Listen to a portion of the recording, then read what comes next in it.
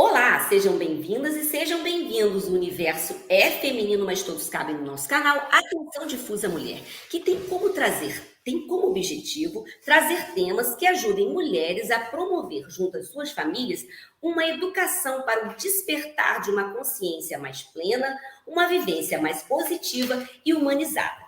E para que esse nosso projeto cresça, é muito importante que você se inscreva, curta e compartilhe esse vídeo. Assim, o YouTube reconhece a sua relevância e recomenda para mais pessoas. E segue a gente também no Instagram, confere aí o endereço na tela, tem muita coisa legal lá também.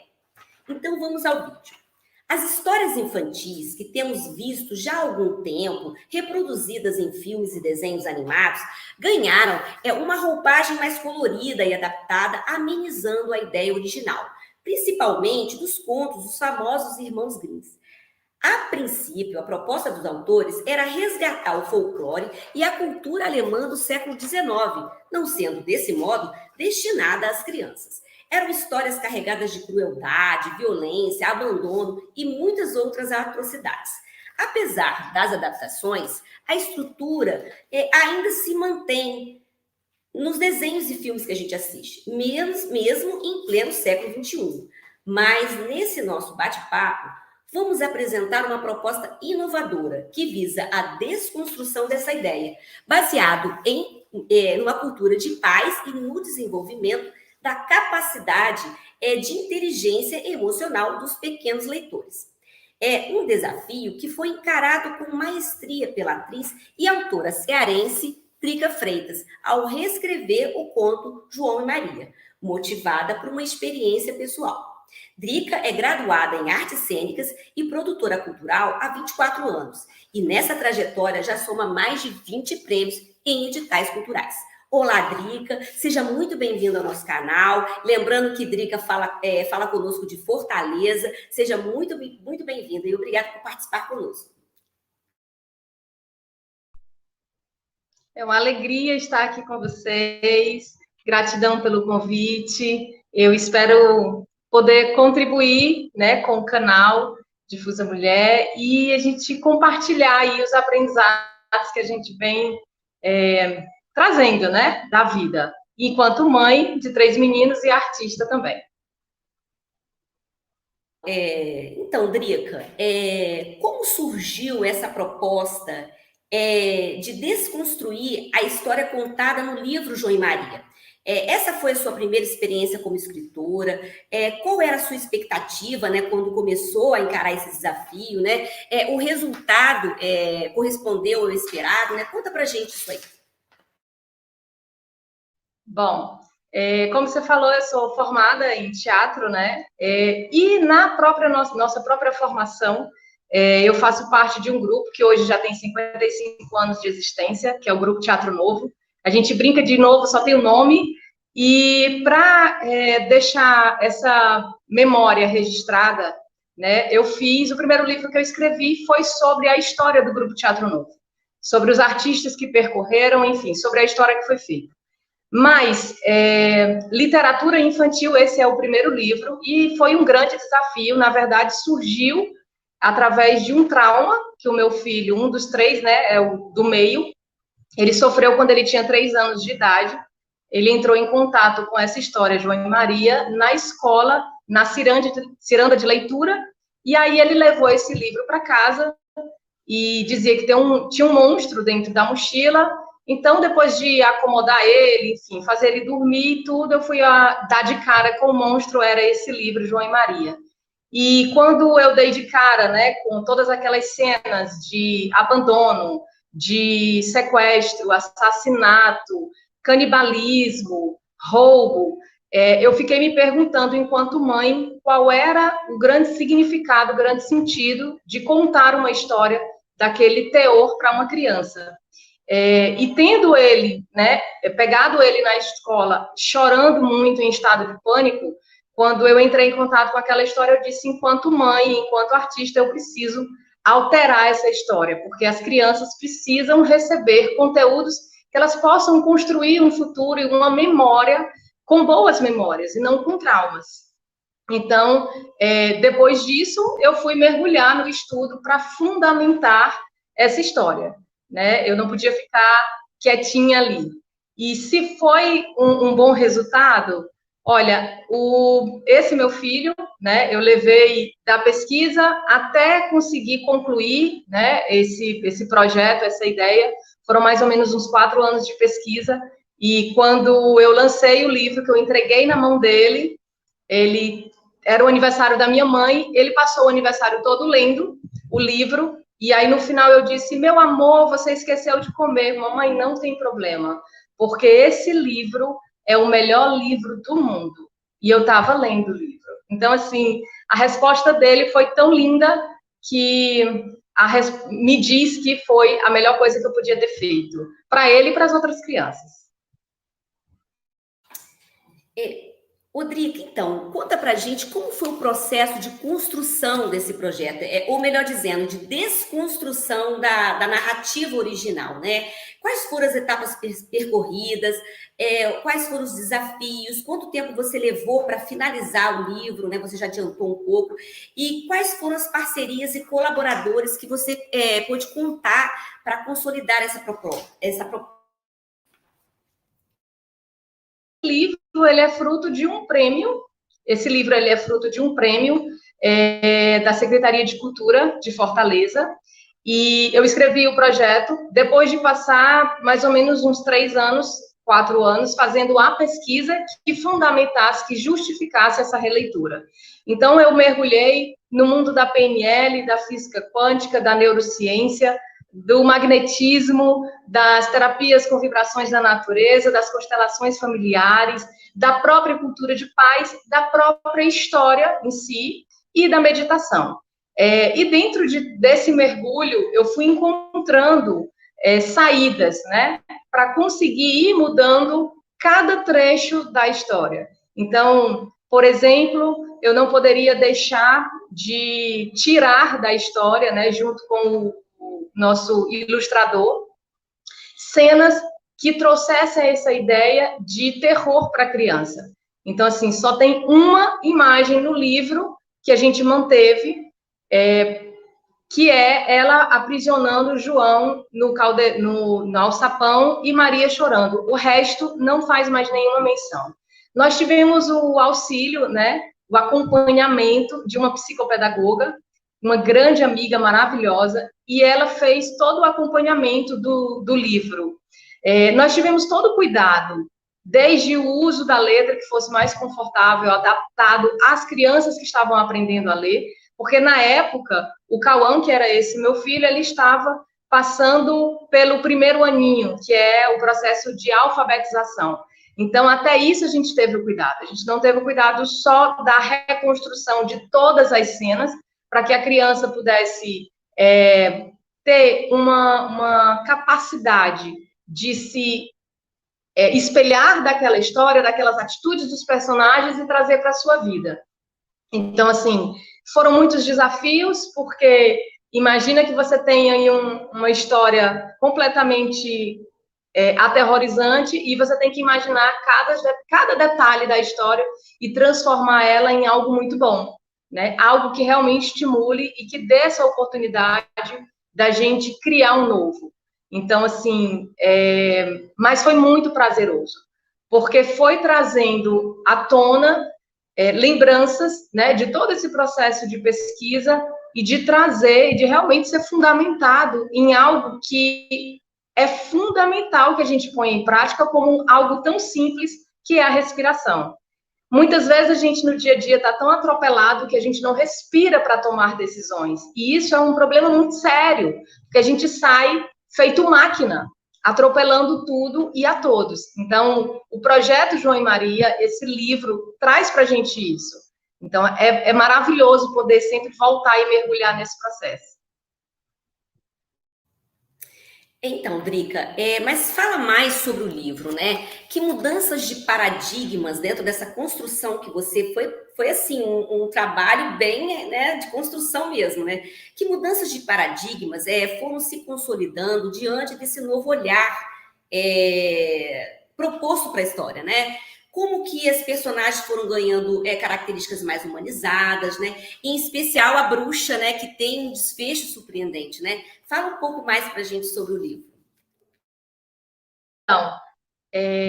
Então, quando eu pensei essa bruxa, quem seria essa bruxa? Na verdade, a bruxa é qualquer um de nós que se vê, né, roubado, invadido na nossa privacidade. Se você parar para pensar e perguntar a qualquer pessoa, olha, se alguém entrar na tua casa e invadir, você vai estar feliz? Não. Muito provavelmente você vai reagir de maneira muito agressiva. Então, a gente, infelizmente, tem essa tendência do julgamento, né, de dizer, é a bruxa, mas o que ela sofreu, o que ela passou para estar vivenciando esse personagem de a bruxa, né? Então, quando a gente traz essa reflexão, e aí eu trouxe muito da constelação familiar, e você vê o pano de fundo do que estava acontecendo para que ela tivesse aquele comportamento. E aí a gente traz Maria e João como duas crianças que têm a capacidade de respirar e de trazer uma solução para uma situação tão caótica, né, que era a situação desse aprisionamento que eles estavam vivendo, como na história, mas que eles tomam uma outra atitude. João diz para Maria respirar, porque se ela respirar e escutar o coração dela, ela vai encontrar uma solução. Então, é isso que Maria faz, e ela prepara que a gente chama depois, né, a dona Carmina, a vovó Carmina, ela prepara um banho de essências. E nesse banho de essências tem essências da natureza, como o capim-santo, como a cidreira, como o jasmim, que tem essa propriedade calmante, né, tranquilizante, de paz, de alegria. E ela prepara esse banho com todo carinho, com todo afeto, dá esse banho na vovó Carmina, tira as roupas maltrapilhas dela, e quando ela vai fazendo esse movimento, toda aquela carapaça de dor, de raiva, de angústia que ela tinha e que tornava ela aquela bruxa, vai indo embora, junto com as bolinhas de sabão que vão estourando pelo ar. Então, depois que ela se vê diante do espelho, cuidada, amada, amparada por Maria, e que Maria coloca o óculos dela, que estava lá perdido e ela nem sabia, ela não conseguia mais enxergar, ela se emociona. E ela diz que Maria desperta de novo nela, no coração dela, o amor que estava adormecido, por todo esse rancor da dor, do sofrimento, de não enxergar mais, de estar suja, de estar sozinha. Então, assim, o que a gente traz nesse livro é todos nós temos a ânsia de nos sentirmos amados. E na maioria das vezes, quando a gente não se sente amado, a gente se torna essa bruxa, esse bruxo, né, que se comporta assim dessa maneira mais agressiva.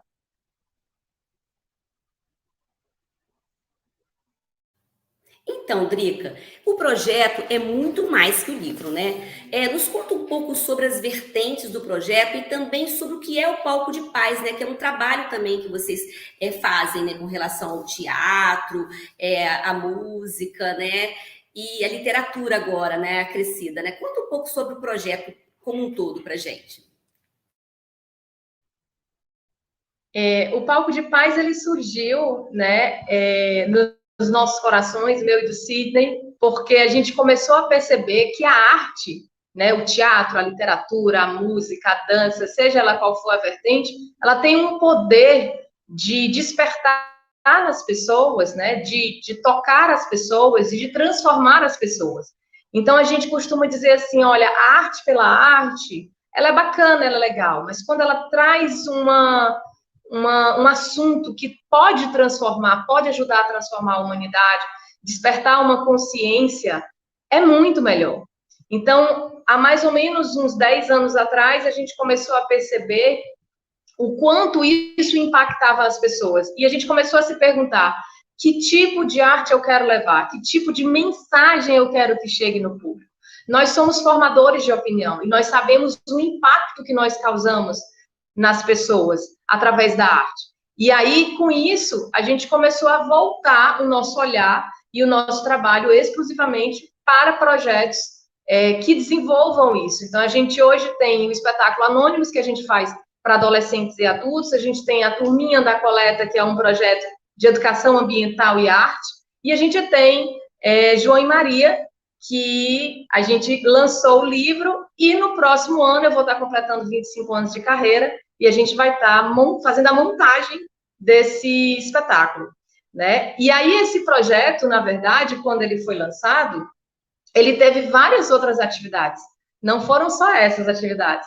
A gente acaba que fez a oficina de gostosuras, que foi pertencente ao projeto, a gente fez a oficina de paper toys, a gente fez um projeto super lindo, que, na verdade, surgiu a partir de um problema. Os 2.000 livros que a gente tinha mandado rodar deram um problema, e aí depois nós fizemos um bazar, chamado Bazar Respira e Escuta Seu Coração, que beneficiou 300 crianças diretamente com o livro, e 4 instituições de caridade com todos os outros livros, 1.700 livros, e aí essas instituições de caridade acabaram vendendo o livro e ficando com 17 mil reais para custear na época da pandemia. Então, foi maravilhoso. Nossa, sensacional. O projeto realmente, ele abarca muitas coisas, né? Então, a gente tem algumas fotos aqui para ilustrar, né? Para as pessoas conhecerem um pouco mais sobre o projeto, né? O livro, né? Então, a gente podia ver aí um pouco do projeto, né? Temos o livro.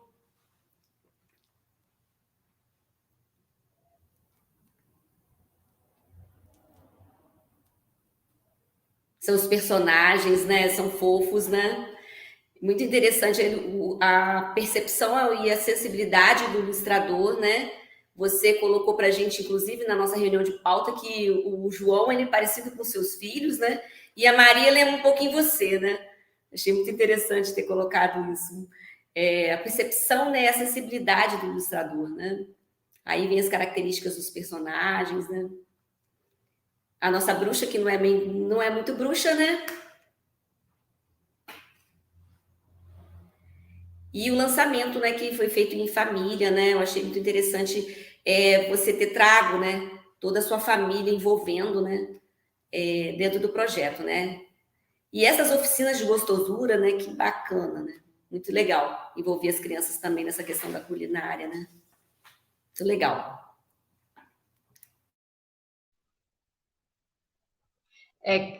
Todo esse processo, né, de mudança porque, na verdade, esse projeto ele era para acontecer presencial, então era para o público estar com a gente, mas como a gente teve esse processo de pandemia, a gente teve que mudar o modo presencial para o modo online, e aí tudo foi alterado, absolutamente todas as atividades. Então, esse também foi um grande desafio. A gente teve que preparar a nossa casa, nós fizemos um ateliê e aí transformamos lá tudo e adaptamos tudo, ambientando, colocando doces gigantes, para poder a gente conseguir fazer esse lançamento online.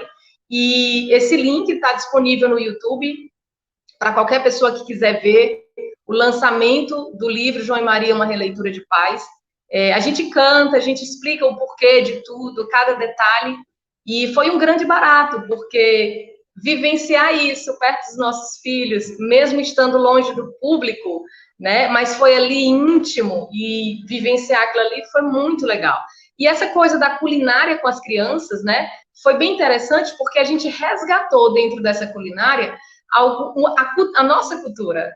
Por exemplo, a gente trouxe a cocada, que é da nossa cultura. Então, assim, na hora que a criança tá vendo ali, que tem um coco ralado, que tem a rapadura, enfim, e depois a gente faz uma brincadeira, a gente pega o sorvete, mistura isso. Então, assim, a gente está trabalhando com esse lado sensorial da criança, né? O lado gustativo, né? As memórias.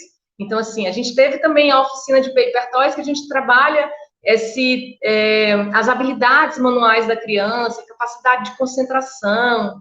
Então, assim, a capacidade que ela pode ter depois de contar e recontar aquelas histórias e vivenciar quantas vezes ela quiser agora ali com os personagens de papel. Então, assim, foi maravilhosa a experiência, assim. Foi um desafio sair do presencial e para o online, mas ao mesmo tempo a gente ganhou muito, né? Saindo do presencial para o online. A gente também fez um audiolivro, porque a gente fez uma sessão exclusiva para os deficientes visuais, né, os cegos ou baixa visão, que a gente chama. Então, a gente contratou atores e não atores, eu fiz uma seleção de vozes, e a gente gravou um audiolivro, como aquelas antigas radionovelas. A gente foi para um estúdio de gravação, gravamos, e ficou super lindo, assim, divertidíssimo. Foi um sucesso também. À medida que a gente vai conhecendo o projeto, a gente vai se encantando mais, né? Então, vocês que nos assistem podem conferir os links dos eventos, da exposição, de tudo da contação de história. Vocês podem conferir na descrição desse vídeo, tudo isso aí, né? E, Odrica, esse trabalho também lhe rendeu prêmios, né? Fala um pouco sobre esse reconhecimento aí. Sim, foi maravilhoso porque esses dois projetos, né? Nós, na verdade, fizemos 2 projetos separados, depois fundimos justamente por causa dessa questão de trazer para o online. Nós ganhamos 2 prêmios, um a nível municipal, né? Que é através da Secretaria de Cultura de Fortaleza. Nós ganhamos o 8º edital das artes na categoria de literatura infantil. E nós ganhamos também o prêmio do edital da Secretaria de Cultura do Estado do Ceará, através do Audi Blanc, de 2020. Então, o Audi Blanc, ele contemplava a exposição que as crianças deveriam ir para um espaço e ver esse livro amplificado, e o livro de João e Maria, né, o outro edital, ele contemplava um livro e uma contação de histórias. Então, a gente fundiu os 2 projetos, e no YouTube tem um link também, que é a exposição virtual com a contação de história. Nós juntamos os 2 projetos nesse ponto específico, para que a gente pudesse trazer de maneira mais lúdica, mais rica para o espectador esse trabalho. Então, assim, a gente faz essa contação de história entrando como se fosse nas páginas do livro, que é uma coisa bem bacana, e aí é fruto desses 2 prêmios.